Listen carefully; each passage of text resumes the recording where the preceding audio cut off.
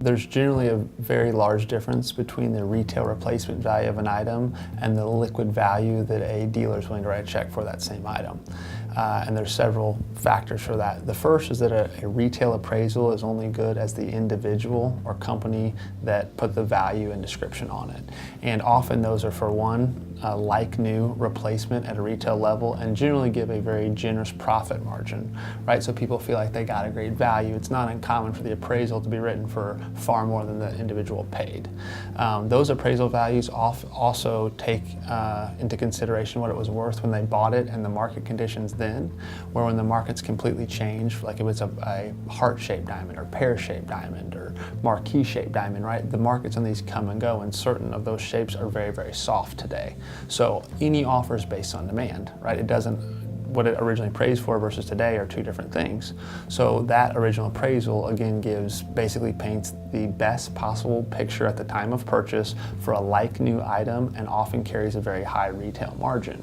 It also encompasses the time and labor to make that piece. So, the time to design it, the time to set all the little diamonds, the manufacturer's cost, the markup to the retailer, et cetera, et cetera. On a liquid purchase price from an expert like ourselves, it's solely based on the liquid market value. So number one, a lot of that labor for a setting simply does not translate, because what we're buying is the items themselves. Generally the center diamond, if it's a ring, right, and the materials used. And then demand, right, the shape of the diamond. If it's a shape that trades very thinly between dealers, doesn't matter the value or the price on paper. If no one wants it, that's going to be factored into the price. And then furthermore, the appraisal value, the retail appraisal, is based on a high retail. We first start looking at cost or a wholesale price, because I can buy your diamond at wholesale any day of the week when I have a client lined up. For me to write a check for it, I'm going to have to buy it below that. The price is going to have to justify the action. So what we do is we show wholesale comps showing you that it may have a retail appraisal of X, but the actual wholesale liquid value of it is Y.